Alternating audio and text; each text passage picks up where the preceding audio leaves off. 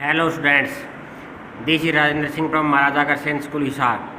Today we are going to study first lesson of the snapshots book, The Summer of the Beautiful White Horse. This story is about two poor Armenian boys who belong to a tribe whose hallmark are trust and honesty. ये story दो Armenian boys के बारे में है जिनका कबीला जाना जाता है सच्चाई के लिए और ईमानदारी के लिए।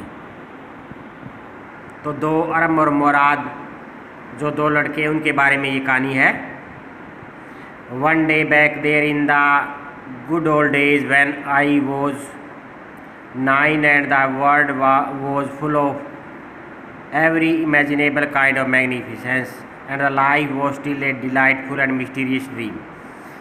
कि एक दिन पुराने अच्छे दिनों में जब मैं 9 साल का था और ये संसार शानदार जो कल्पनाओं से भरा हुआ था,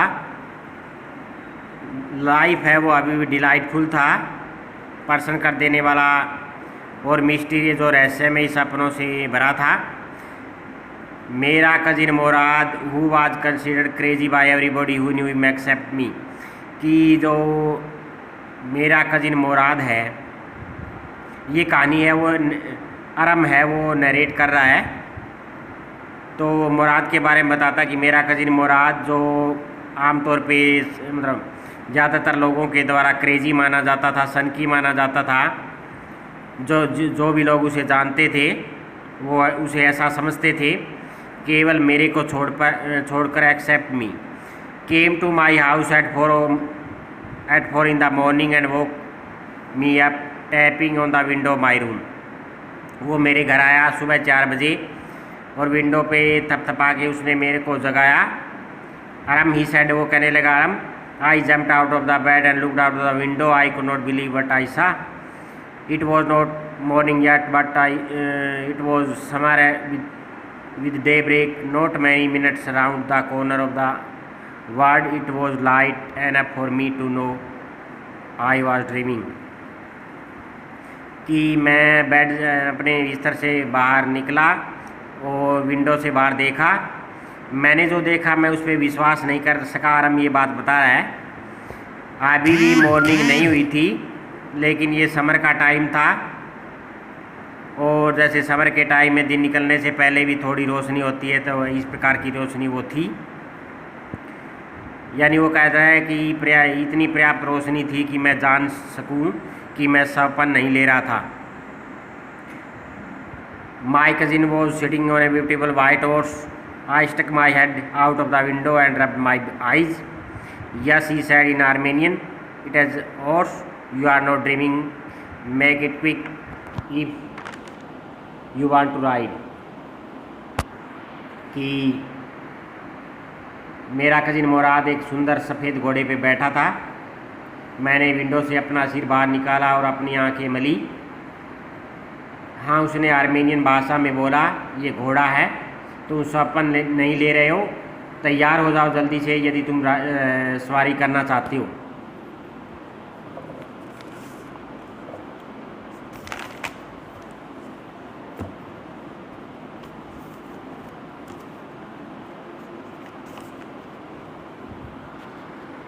I knew my cousin Murad enjoyed being alive more than anybody else who had been fallen into the world by mistake, but this was more than even I could believe।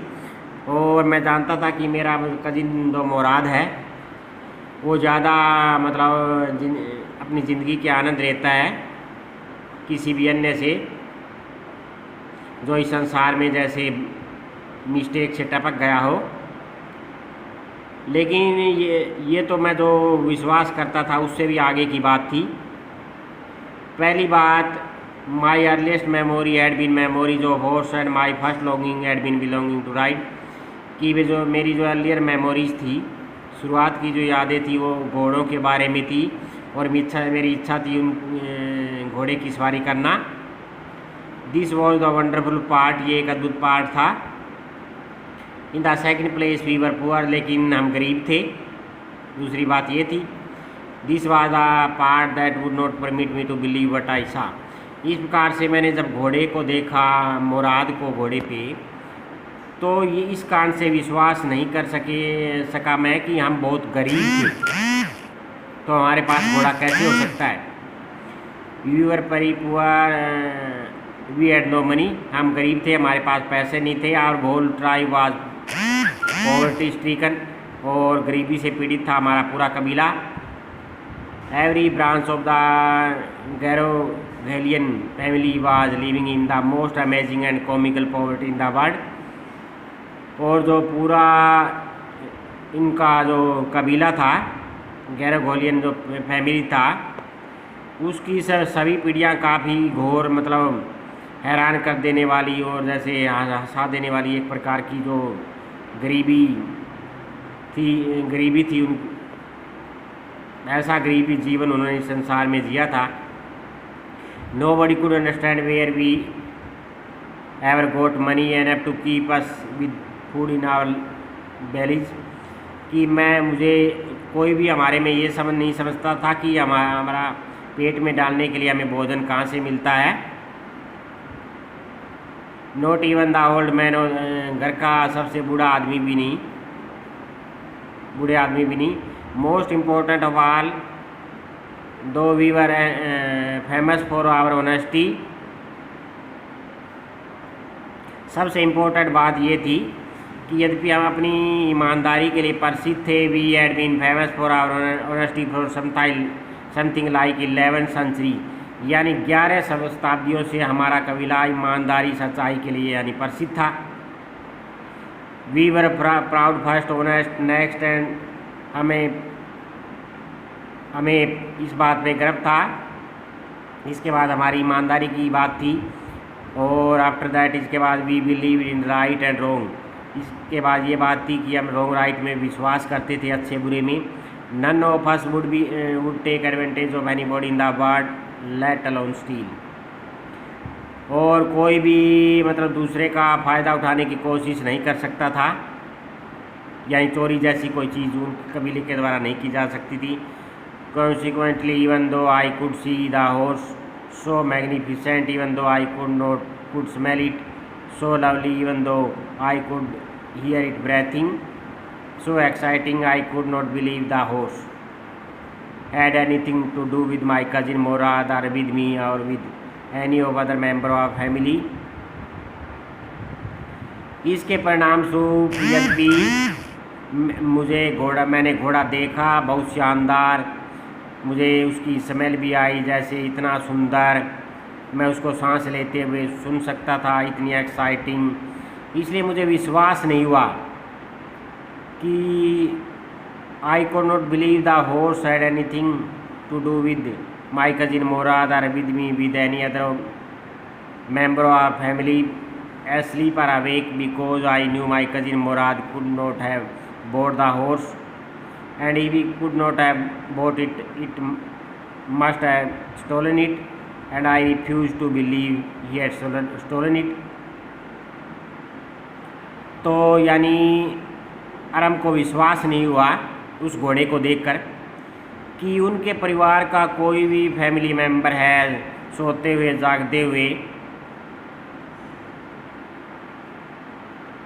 मतलब ऐसा काम हो ही नहीं सकता। फिर मैंने ये समझा कि दूसरी बात ये थी कि मुराद है वो घोड़ा ख़रीद नहीं सकता था, अगर ख़रीदा नहीं तो उसने चोरी की होगी, लेकिन उनका कबीला कभी किसी ने चोरी नहीं की, इसलिए वो कहता है I refuse to believe we had stolen it, मैं इस बात से इनकार करता हूँ, इस बात पे विश्वास करने से कि उसने घोड़ा चुराया था। यानी घोड़े को देखकर विश्वास नहीं हो रहा था। मेन बात ये थी अरम को, जो मुराद घोड़े पे सवार था जब, no member of Garoghlanian family could be thief, कि जो गैरोगेलियन फैमिली का कोई भी जो फैमिली मेंबर है वो चोर नहीं हो सकता था।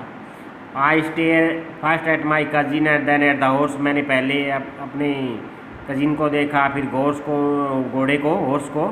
देर वॉज ए पायो स्टिलनेस, वहाँ एक पवित्रता सी, जैसे खामोशी थी।